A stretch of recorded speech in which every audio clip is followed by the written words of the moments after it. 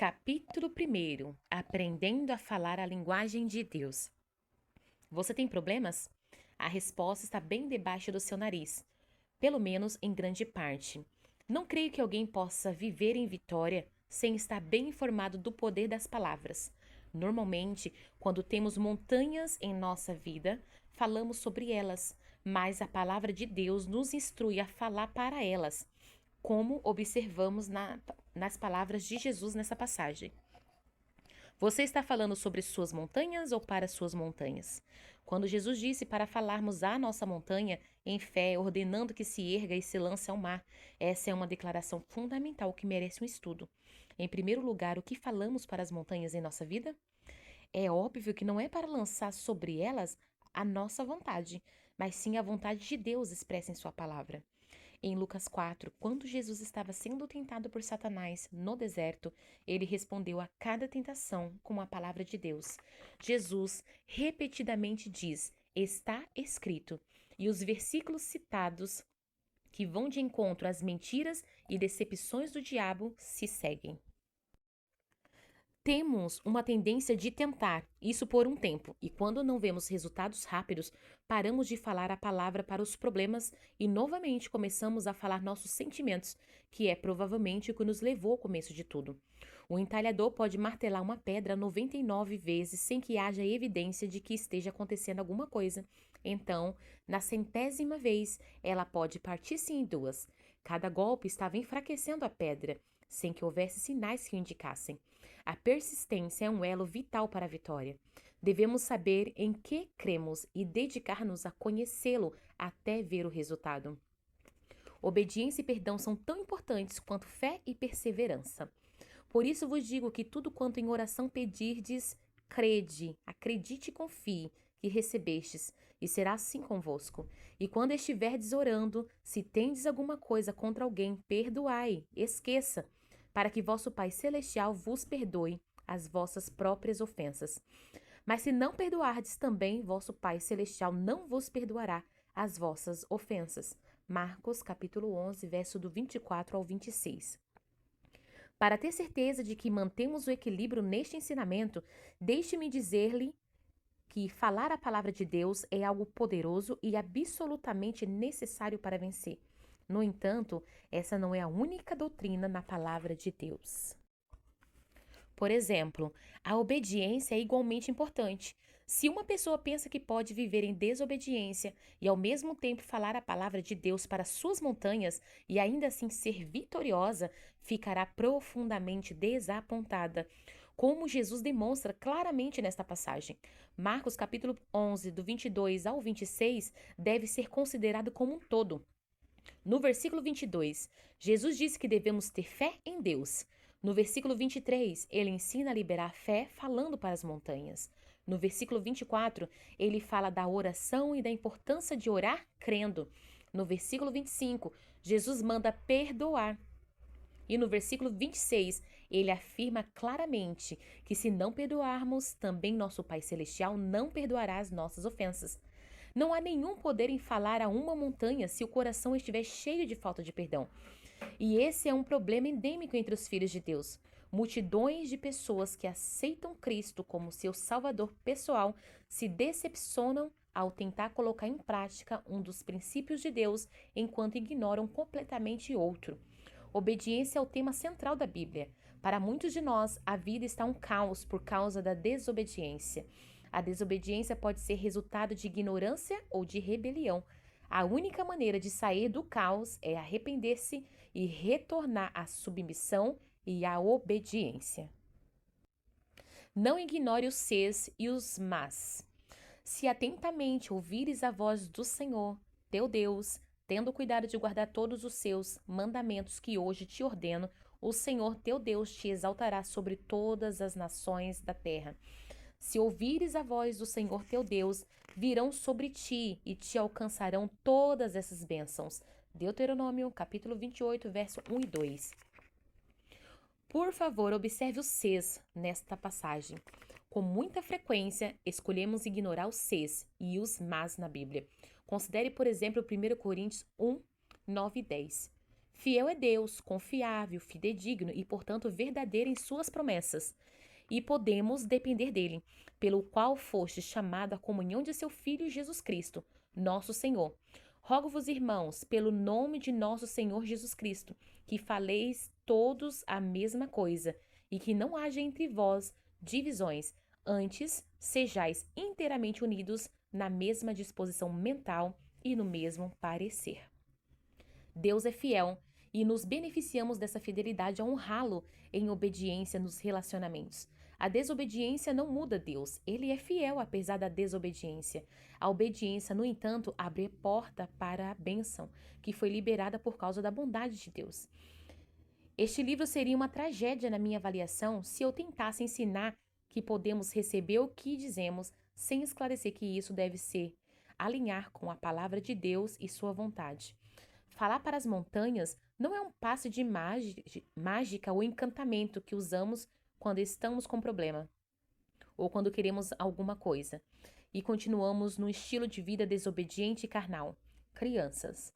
Eu, porém, irmãos, não vos pude falar como a homens espirituais, e sim como a carnais, homens na carne, nos quais a natureza carnal predomina, como a criança na nova vida, com Cristo, incapaz de falar. 1 Coríntios, capítulo 3, verso 1.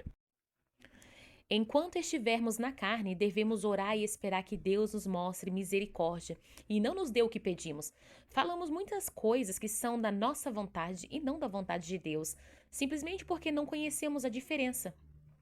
Como bebês em Cristo, simplesmente não sabemos como falar ainda. Como Paulo diz nesta passagem, assim como bebês naturais devem aprender a falar a língua dos mais velhos, assim os cristãos devem aprender a falar a maneira de Deus. Aprendendo a falar a linguagem de Deus. Ora, todo aquele que se alimenta de leite é inexperiente na palavra da justiça, conforme a divina vontade no propósito, pensamento e ação, porque é criança, incapaz ainda de falar. Mas o alimento sólido é para os adultos, para aqueles que pela prática têm as suas faculdades exercitadas para discernir não somente o bem, mas também o mal. Hebreus capítulo 5, verso 13 e 14. Precisamos de tempo para aprender a palavra de Deus e conhecer seu coração. Embora muitas coisas estejam claramente definidas na palavra e seja óbvio qual é a vontade de Deus, há outras coisas que não estão escritas em preto e branco. Devemos conhecer o seu coração e ser guiados pelo seu espírito. A Bíblia não diz que tipo de carro comprar ou quando vender a casa e comprar uma nova, ou qual empresa trabalhar. Quando trabalhamos em uma empresa e queremos uma promoção, esse desejo pode ser a vontade de Deus para nós, mas também pode ser cobiça. Como saber a diferença? O tempo é a resposta. Leva tempo para conhecer a Deus, conhecer nosso próprio coração e ser totalmente sinceros com nós mesmos e com Deus. Leva tempo para aprender sobre motivações e discernir se as nossas são puras. Se for da tua vontade. Nada tendes porque não pedis, ou pedis a Deus e não recebeis, porque pedis mal, para quando consegue o que deseja, esbanjardes em vossos prazeres. Tiago, capítulo 4, verso 2 e 3. Uma vez ouvi dizer que uma pessoa de fé nunca orará se for da tua vontade. Não houve nenhuma outra explicação, portanto, como uma recém-convertida, tomei a declaração ao pé da letra. Da mesma forma, ouvi que eu poderia ter o que dissesse, mas ninguém me falou que eu precisava crescer. Talvez alguém tenha dito, mas estava tão cheia de mim mesma, que não ouvi. Estava totalmente fora do equilíbrio. Eu queria o que queria e pensei que tinha encontrado uma nova forma de conseguir. Há algumas coisas tão claras na palavra de Deus que não temos que orar se for da tua vontade. A salvação é um bom exemplo. Em 1 Timóteo 2, verso 3 e 4, a Bíblia declara que é da vontade de Deus que todos sejam salvos e cheguem ao seu pleno conhecimento. Eu nunca oraria, querido Pai Celestial, peça em nome de Jesus que salves, espaço, se for da tua vontade. Eu já sei que é da vontade de Deus salvar aquela pessoa. Tiago 4, verso 2 diz que não temos porque não pedimos. O versículo 3 diz que às vezes pedimos e não recebemos porque pedimos mal e por motivos egoístas. Percebo que às vezes é difícil pensar isso de nós mesmos. Contudo, é verdade, principalmente para o crente que não permitiu o processo de purificação de Deus em sua vida.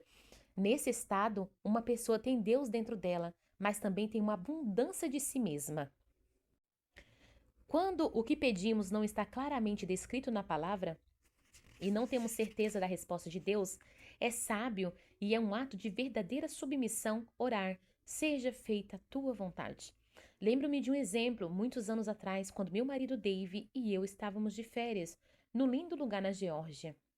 Estávamos muito cansados e Deus permitiu que tivéssemos um tempo de folga para recobrar nossas energias. Gostamos tanto do lugar que planejamos levar nossos filhos para passar umas férias prolongadas no ano seguinte. Estávamos cheios de planos e animadamente falávamos sobre eles. Comecei a declarar, fazer uma confissão verbal. Voltaremos aqui nas férias do ano que vem e toda a nossa família será abençoada neste lugar. De repente, o Espírito Santo falou em Tiago 4, verso 15. Em vez disso, devias dizer: se o Senhor quiser. Não só viveremos, como também faremos isto ou aquilo. E mais tarde, ao estudar este versículo, também observei o versículo 16.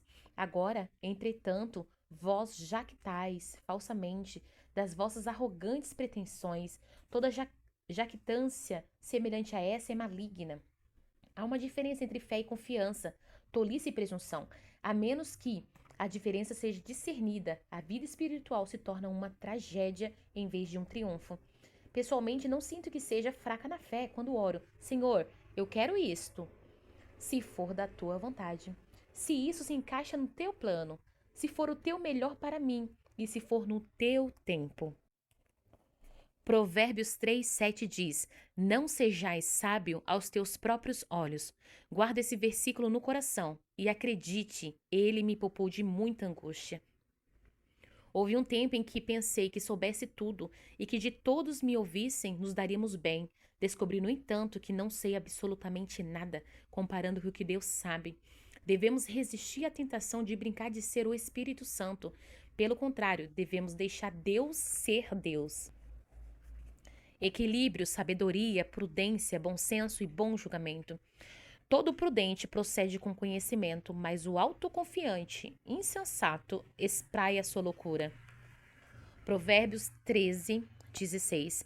Percebo que nos meus 20 anos de observação do reino de Deus, que pessoas e mestres têm dificuldades com o equilíbrio. A doutrina que se refere ao poder das palavras, à língua, à confissão, a proclamar as coisas que não são como se fossem e chamar coisas à existência é um exemplo pelo qual tenho visto pessoas chegarem ao extremo. Parece que a carne quer viver à beira do caminho e tem dificuldades em se manter nos limites de segurança.